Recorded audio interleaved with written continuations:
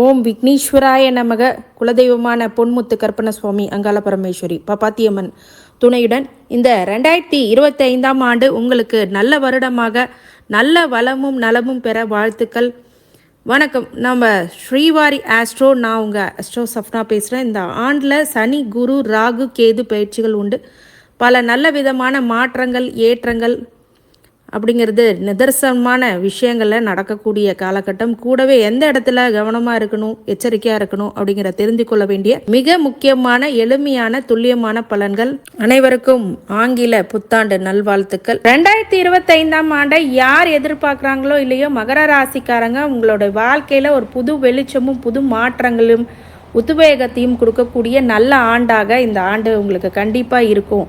அப்படின்னு எதன் அடிப்படையில் நம்ம சொல்கிறோன்னா, 3 பெயர்ச்சியோடைய கோள்களின் கோச்சார பலன்களை பொறுத்தே இந்த அடிப்படை விஷயங்களை நம்ம சொல்கிறோம். இப்போது ஒவ்வொரு 3 பெயர்ச்சிகளும் இந்த ஆண்டு உங்களுக்கு எப்படிப்பட்ட மாற்றங்களையும் அதிர்வலைகளும் கொடுக்குது அப்படின்றத பற்றி தான் இந்த முழு காணொலி. ஸ்கிப் பண்ணாமல் பாருங்கள். சப்ஸ்கிரைப் பண்ணாமல் இருந்தீங்கன்னா சப்ஸ்கிரைப் பண்ணிக்கோங்க.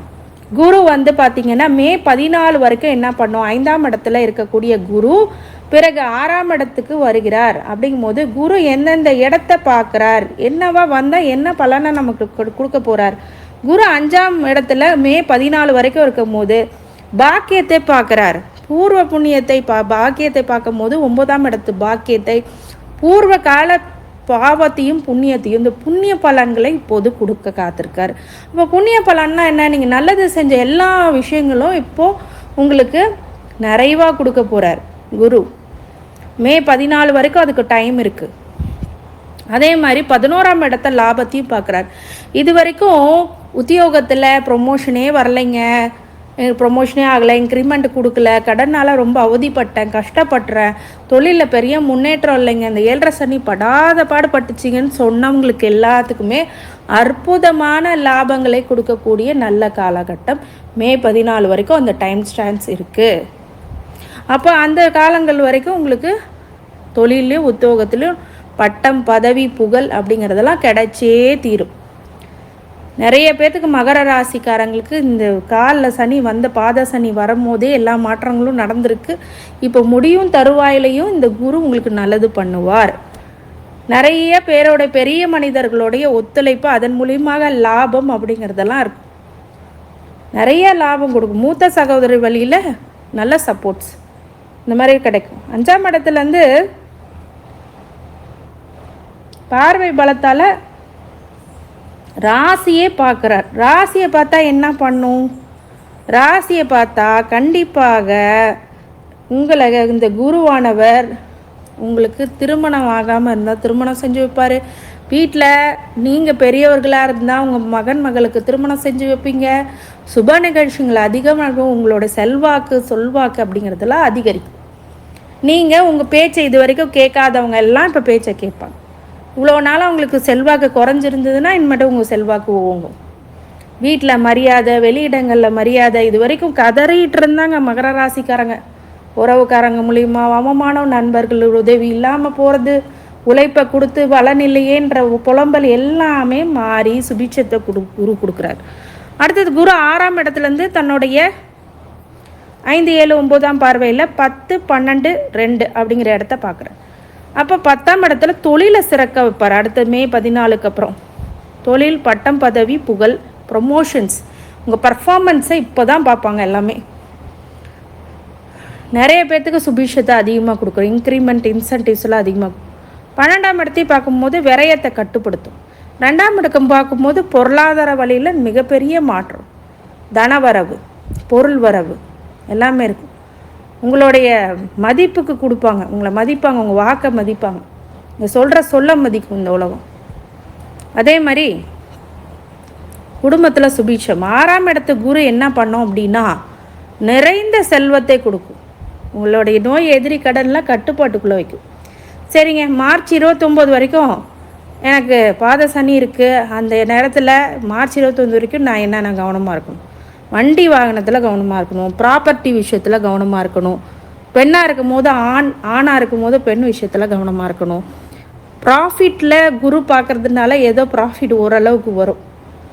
அது வந்து குரு பார்க்குறாரு, சனியும் பார்க்குறாரு. அப்படிங்கும்போது ப்ராஃபிட் ஓரளவுக்கு ஆவரேஜாக வரும். இப்போ 4ஆம் இடமும் 8ஆம் இடம் தான் உங்களுக்கு கவனமாக இருக்கணும். ஆனால் மார்ச் 29க்கு அப்புறம் சகயா சனி வந்தால் என்ன பண்ணுவார், முயற்சிகளில் கொஞ்சம் தடை பண்ணுவார். அதுக்கு விநாயகர் வழிபாடு பண்ணிக்கோங்க, முடிஞ்சிருச்சு. அப்போ எந்தெந்த இடத்துல பார்வை 3, 7, 10ங்கிற பார்வையில் 5, 9, 12 அப்படிங்கிற இடத்த பார்க்குறாரு. அப்போ என்ன பண்ணும், குழந்தை இல்லாதவங்களுக்கு குழந்தை வரும், குழந்தை கிடைக்கும். குழந்தைங்கனால நற்பெயர் கிடைக்கும், குழந்தைங்களால் நல்ல விஷயங்கள் நடக்கும், சந்தோஷப்படுவீங்க. அதே மாதிரி குலதெய்வ அனுகிரகத்தில் கொஞ்சம் தடைப்பட்டாலும்,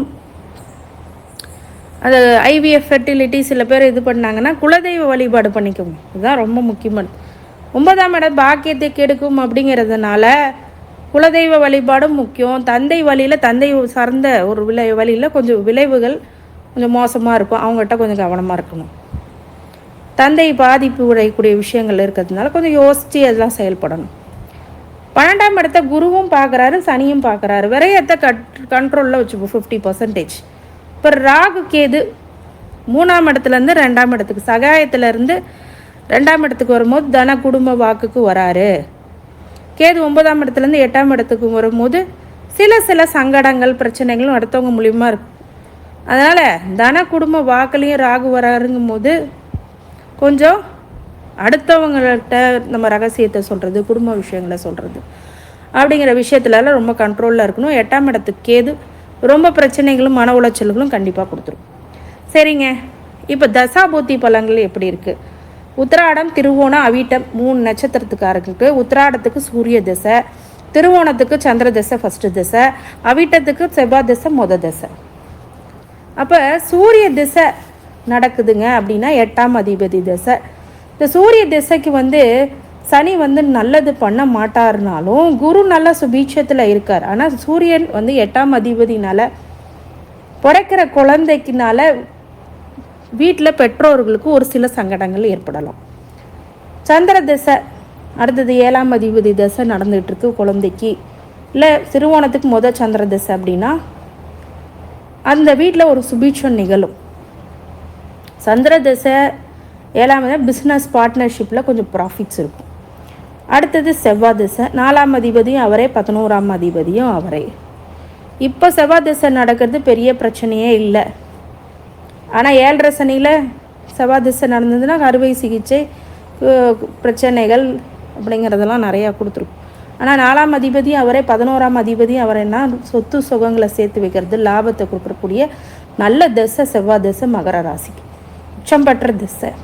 செவ்வாய் வந்து நல்லது பண்ணியிருக்கும் செவ்வாய் திசை. இனிமேல் செவ்வாய் திசை நடக்குது அப்படின்னா மார்ச் 29க்கு அப்புறம் சூப்பராக இருக்கும் செவ்வாய் திசை. ராகு திசைங்க, இது யோகமா அவயோகமா? மே 18 வரைக்கும் எந்த பிரச்சனையும் இல்லை.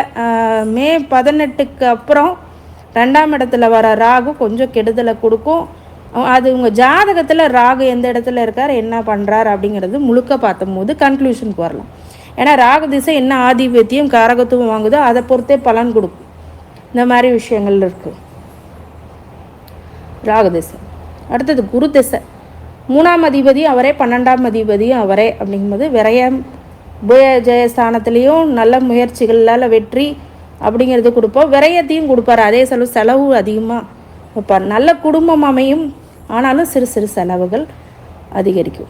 சனி ராசி அதிபதி அவரே, 2ஆம் அதிபதி அவரேன்னா தன குடும்ப வாக்கும் அவரே வரார் சனி திசையில். இது ஒன்றும் பெரிய கெடுதல்களை உங்களுக்கு கொடுக்காது மகர ராசிக்கு. இருந்தாலும் 2ஆம் அதிபதி அப்படிங்கிறது தன குடும்ப வாக்கு எல்லாமே நல்ல சிறப்புற உங்களுக்கு கிட்டத்தட்ட 19 வருஷம் நல்லது கொடுக்கும். புதன் திசை 6ஆம் அதிபதியும் அவரே, 9ஆம் அதிபதியும் அவரே. கொஞ்சம் நோய் எதிரி கடனை கொடுக்கும், பாக்கியத்தையும் கொடுக்கும். கேது திசை மே 18க்கு அப்புறம் 8ஆம் இடத்துல வரும்போது கொஞ்சம் கவனமாக இருக்கணும். ஆயுள் ஸ்தானம் அப்படிங்கிறதுனால கொஞ்சம் பிரச்சனைகளை கொடுக்கும், உடல்நிலை பிரச்சனைகள், கண்டங்கள் அப்படிங்கிறதெல்லாம் இருக்குது. இருந்தாலும் உங்கள் ஜாதகத்தில் கேது எந்த நிலையில் இருக்கார், குரு பார்க்குறாரா, குரு வீட்டில் இருக்கிறாரா, அதை பொறுத்து பலன் மாறும். சுக்கிர திசை 5ஆம் அதிபதியும் அவரே, 10ஆம் அதிபதியும் அவரே. அப்படிங்கும்போது இந்த காலகட்டத்தில் பூர்வ புண்ணியத்தினால் வருகின்ற பலன் நல்ல பலனும் கொடுத்துரும். தொழிலை மிகப்பெரிய தொழில் அதிபர்களை தொழில் விஷயங்களில் கொடுக்கக்கூடிய நல்ல திசை இது. உங்கள் பிள்ளை மகன் மகளுக்கும் நல்ல பொருளாதார விஷயத்தில் மேன்மைகளை கொடுக்கும். உங்கள் வீட்டில் சுபிட்சங்கள் நிகழும். இந்த மகர ராசிக்காரங்க இந்த குரு சனி ராகு கேது, சனி நல்லது கொடுக்க போகிறார். ஏன்னா 2ஆம் இடத்து பாத சனிலேருந்து 7.5 சனியில் விடுபட்டு வர்றதே ஒரு மிகப்பெரிய நல்ல விஷயம். அதே மாதிரி 5ஆம் இடத்துலேருந்து 6ஆம் இடத்துக்கு மே 14க்கு அப்புறம் வரார். அது ஓரளவுக்கு நல்ல சுபிஷங்கள் கொடுக்கும். கொஞ்சம் எதிரிகள் கொடுத்தாலும் நல்ல சுபிஷத்தையும் கொடுக்கும். ராகு கேது மட்டும், கேதுக்கு மட்டும் விநாயகரை வழிபட்டு வாருங்கள். அதே மாதிரி ராகுக்கு நீங்கள் காளியம்மனை வழிபட்டு வர்றதுனால அந்த 1.5 வருஷம் அந்த ராகு கேது முடிகிற வரைக்கும் அடுத்து அதில் மட்டும் கொஞ்சம் கவனமாக இருங்க. மற்றபடி குரு சனி எல்லாமே நன்மைகள் கொடுக்கறதுனால 89%, 90 to 95% உங்களுக்கு சூப்பரான நல்ல பலன்கள் தான் மகர ராசிக்காரர்களுக்கு கொடுக்கும். இந்த மகர ராசிக்காரங்களுக்கு அனைத்து ஐஸ்வர்யங்களும் சகல சௌபாக்கியங்களும் மன நிம்மதியும் ஆரோக்கியத்தை கொடுக்க வேண்டும் என்று என் பெருமான் மகா ஈஸ்வரனை வேண்டி வணங்குகின்றேன். ஸ்ரீ குபேரன் டிவியை பார்த்தமைக்கு நன்றிகள். மேலும் இது போன்ற தகவல்களை தெரிந்து கொள்ள ஸ்ரீ குபேரன் டிவியை சப்ஸ்கிரைப் செய்யுங்கள். மறக்காமல் பெல் ஐக்கானை கிளிக் செய்யுங்கள்.